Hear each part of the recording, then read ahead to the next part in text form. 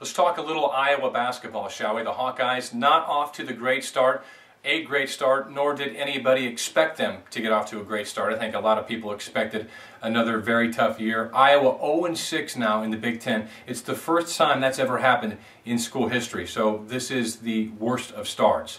Still excited about Fran McCaffrey and what the future holds for this Iowa basketball program, but playing 5 ranked teams in the first 6 games wasn't going to be good for a program that's lost its best player to transfer in each of the last 4 seasons. And it hasn't been. We'll talk about some of these players and the things that we've seen thus far in this little bit of the clip. First, Matt Gatens. This guy is coming around shooting touch-wise. You can tell the pounds that he lost this offseason getting ready from Fran McCaffrey's up and down style has suited him well. He's still not a great finisher at the rim. I don't think he's ever going to be. But it was really nice seeing him give a heads-up and around fake against Ohio State this week and go in for the dunk. I think that's the first time I've seen him do that in his Iowa career. Not that he couldn't dunk, just him being able to get up, get around, and do that. Still has to be a stronger finisher at the basket or just stay outside, one of the two things, because don't go in and get blocked. He's had more shots blocked and fewer fouls called in his favor than any player from a perimeter taking it inside that I can remember, Iowa or not. That's just the way that it's been for him. Bryce Cartwright's been a revelation.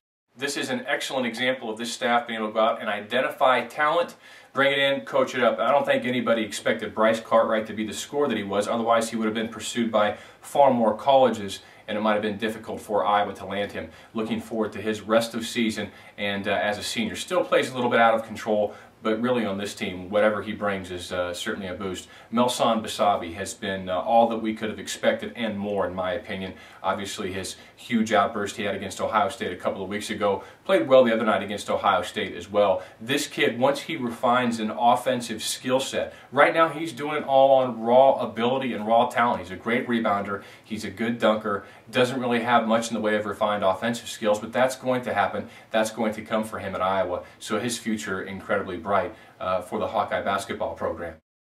Next, let's talk about Devin Marble. Saw a little bit more of him early on in the season, looked good at times. Hasn't really gotten into the flow much lately. I think he's a little bit overwhelmed. He's very slight. He's going to need a lot of work in the weight room. His talent, his ability is there. He's just a true freshman playing right now minutes that he was not expected to have played, and he's not doing a great job of it. It's not really a criticism of him. It's unfair. It's unfortunate, rather, that he has to come in and be called upon to play a significant role for a team that, quite frankly, may be the worst team in the Big Ten. But I like his future. Andrew Brommer. I saw it last year. We saw it early this year. This is a guy that once he gets on the floor more and gets a little more court awareness about him, I think he can give you really good minutes. I think we'll see a really good senior season from Brommer. I'm not talking all Big Ten stuff here, but I think a really good season from Brommer next year. Hopefully the end of this season serves as a springboard for next year, and maybe the game against Ohio State the other night against 2 incredible inside players is his coming out party for a consistent play down the line. Still has to make those short bunnies. It's just about body control and court awareness, and he hasn't been on the court enough, and I think that's what the big deal is with Brommer. Zach McCabe's kind of been streaky this year, comes and goes. Love his toughness. He's a guy that's going to mix it up for you. He's only going to get better. His future's incredibly bright too. Nice to have a guy to be able to handle the ball on the perimeter the way that he does, be able to go inside the way that he does, and he has a little nasty streak to him, and this team needs that, and they will need it going forward. If somebody's pushing around the teammate, he's going to let him know. If somebody's going to push him around, he's not going to let it happen without a fight. I like that aspect of Zach McCabe's game. Said earlier in this video that Iowa played 5 ranked teams in its first 6 games.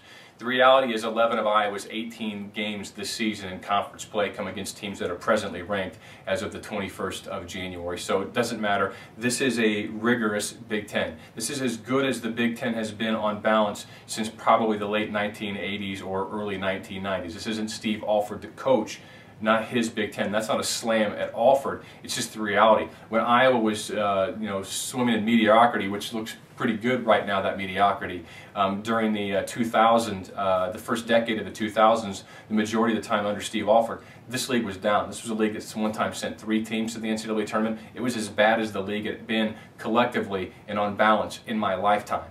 and Iowa still didn't make the NCAA tournament more than they missed it, which was very disappointing. Now it's back the other way. Iowa's going to have to sink or swim. The coaches in this league now are as good as they've ever been collectively. So I still like the direction of this program. This year was more or less grit your teeth, get through it, hope nobody gets hurt seriously. Yeah, oh, by the way, you think Iowa could use Cooley Payne right about now on this team? I think that they could. So keep hoping, keep up the optimism, keep tuning in, keep reading about them, and hopefully things will turn around.